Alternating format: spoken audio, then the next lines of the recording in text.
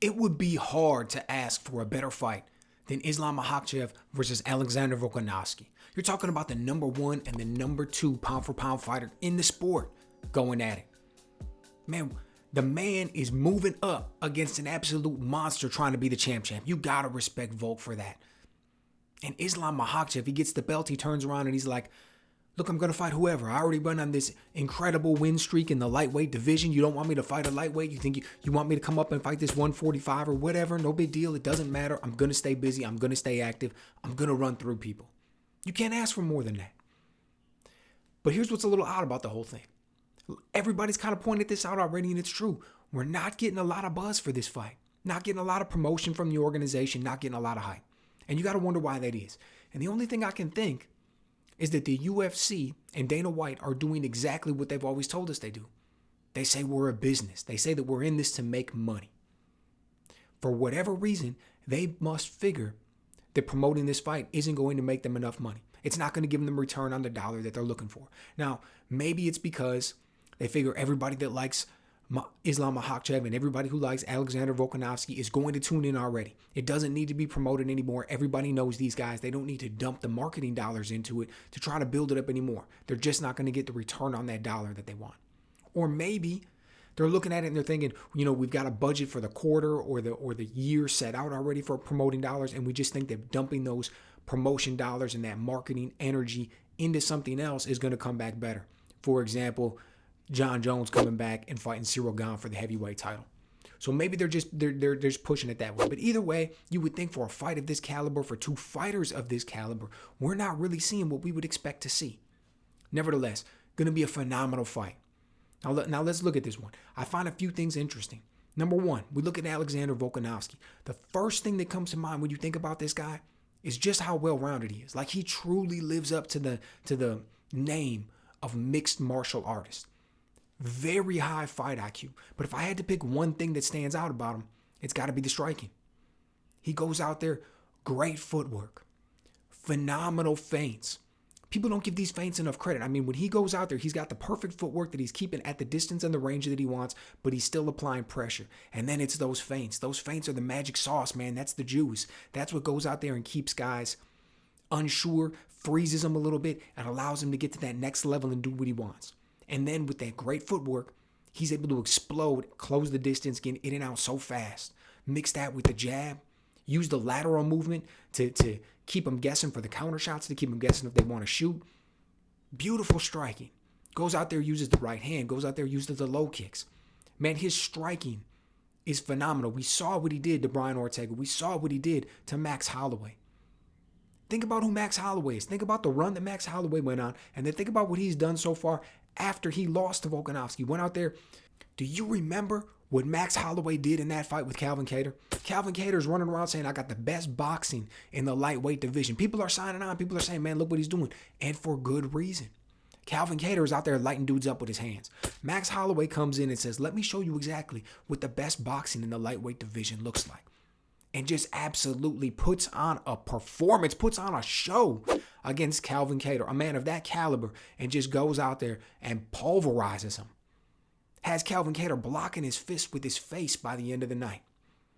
And we saw 3 fights we've seen what Alexander Volkanovski was able to do with him.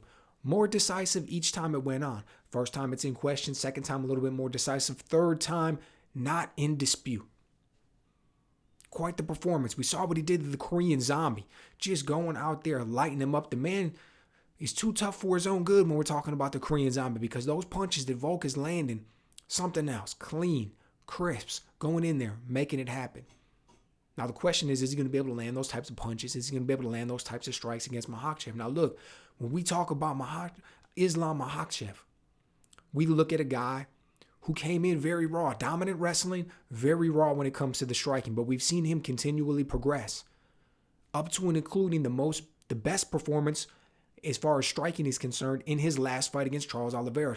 We saw what Charles Oliveira is doing. Same type of thing in the sense that he came in as a specialist, Brazilian Jiu-Jitsu. Striking continued to get better.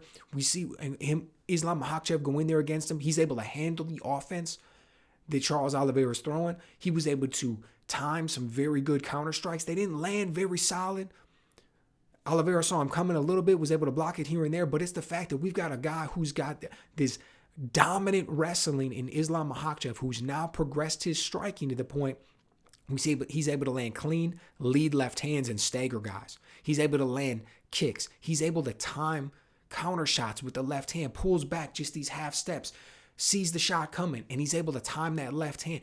Think about the progression that takes, and he's doing it at the highest levels against the highest level guys. It's easy to do it in the gym. It's easy to do it against the pads. It's easy to do it in sparring. That's not what we're talking about. We're talking about a guy who's progressed at the point where we're seeing it live under the spotlight. That's great. So we got to ask, is Alexander Volkanovski going to be able to get his striking off against Makhachev? I think that's a valid question. Now, I think he will. I think if this was a kickboxing match, if this was a stand-up match, we look at what Volkanovski does, the way he's able to use that jab and the right hand and the kicks, the way he's able to work into the clinch, he's able to land the elbow. If we didn't have to worry about taking this to the ground, he's going to get his striking off. I do think even though it's an MMA match, he's going to be able to get his striking off. Right? Is he going to go there and be able to dominate and make it look easy and make Makhachev look like a bum on the feet or something like that? That's not what I'm suggesting. But he's going to be able to get some work done. He's going to be able to land his shots. And then everybody goes to the point, but it is an MMA match. So we've got Alexander Volkanovski, who we're giving the nod, slight, big, whatever. We're giving him the nod when it comes to the striking. But we've got the grappling. We've got the ground game.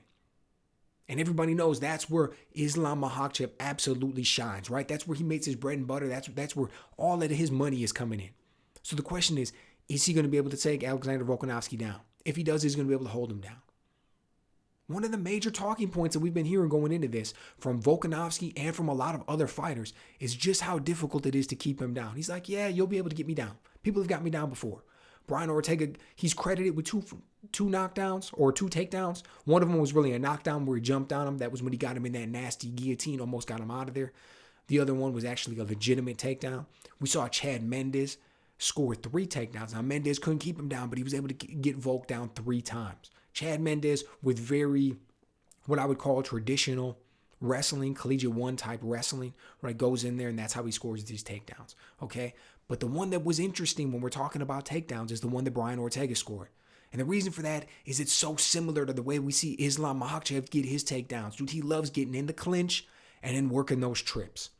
Loves it. Beautiful. Great at it. Makes it look incredibly easy. I mean, the dude's strong like a bull, but he also comes in there and just uses perfect technique to the point where he makes it look simple in the way that he gets those takedowns. And you have to imagine that if Brian Ortega was able to do that, if guys were able to consistently get into the clinch with Volk, if there's guys who are able to score takedowns on, then you have to think that Islam Makhachev is going to score takedowns. And Volk doesn't even dispute it. Yeah, he'll get me down, but I'm hard to keep down. So far, that's been the truth. So far, at times he makes it look relatively easy in the way that he gets up when guys take him down. No doubt. But who have we seen take him down and how hard have we seen try to hold them down? One of the things about Brian Ortega is he's constantly going for submissions. That's not the same as trying to maintain control and top pressure on a guy and hold him down and beat him up. We saw Chad Mendes, but we see a lot of guys get up from Chad. Conor McGregor made it look easy and got up when Chad Mendes took him down at times, right? So what's that necessarily saying? Do we think Islam Makhachev is going to be able to hold down Alexander Volkanovski for any period of time? I'm not necessarily saying he only needs to get 1 takedown around and hold him down the rest. Is he going to be able to hold him down at all? I bet you he does. I think he's bigger, he's stronger, his technique is amazing. We've seen Volkanovski talk. It's funny, these guys are in the interview and they're talking and he said, Australia's got no wrestling. Volkanovski shoots back, but I was a national champion. But we've also heard him say things along the lines of, I don't really have to train it. This is something I've always done, so I picked up the training a little bit, but I've got the technique. I'm good, this and that. People want to reference his past weight when he played rugby. I was 210 pounds, so he'll be able to handle the weight moving up to 155. I'm not a believer. I'm not. I think he'll be able to look good on the feet, but he's not going to be able to dominate on the feet. He's not going to be able to go in there and press Makhachev and back him up, put his back against the cage the way he does the majority of his opponents. He's not going to be able to, he'll be able to land the jab. He'll be able to move in and out. He'll be able to have good lateral movement. But Islam Makhachev times these takedowns beautifully. Works right off of his opponent's strikes, use them as counters in the way that you would counter a jab with a right hand or counter a jab with a check hook. That's the way that he mixes in these takedowns. He does it great, and he's going to get him against Volkanovski. He's going to score him. And the only question is, how long is he going to be able to hold him down? Will he be able to do damage while he's down?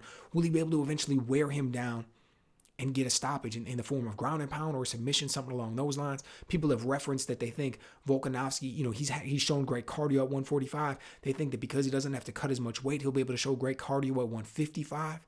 I question that. I don't really think that's the case. That's standard logic, I guess, if you didn't really know any better. And I don't mean to talk down about people when they say that in the sense of they didn't know any better, but look back at what you actually see from people. That's what would make sense in that weight cut. But the thing is, you're carrying an extra 10 pounds of weight, and you're going to have to go 5 rounds, 3 rounds, 12 rounds if this is a boxing match, whatever the case may be. But you're going for this extended period of time, and your body's not used to carrying that. I mean, you train in the gym and you do these things, but it's not the same. And what you end up seeing is that it takes a little while for people's bodies to become accustomed to that, for them to become acclimated to that weight, and for their cardio to be able to shine through. I don't think coming in that we're going to see a boost in cardio. We'll probably see a decrease. Not maybe necessarily a big one, a slight one from Volkanovski since he's moving up to 155. But then on top of that, you're talking about going in there and engaging in a fight with just an incredible amount of grinding wrestling that you would not prefer to do. You would prefer to stand up striking. And anytime you're doing something you don't prefer to do, it's going to drain on you a little bit more.